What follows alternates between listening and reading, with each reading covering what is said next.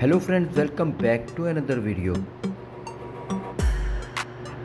Today I am going to show you how to know Wi-Fi password. So let's start the video. First of all, open the settings, then click on Wi-Fi icon. The password of the Wi-Fi running in your mobile will be displayed.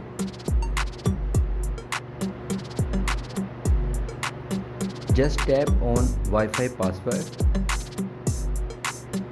As you can see,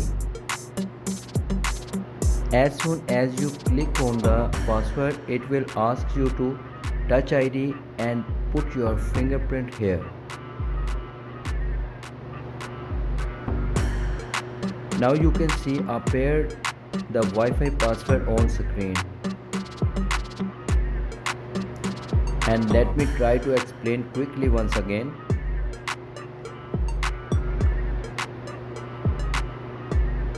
Tap settings.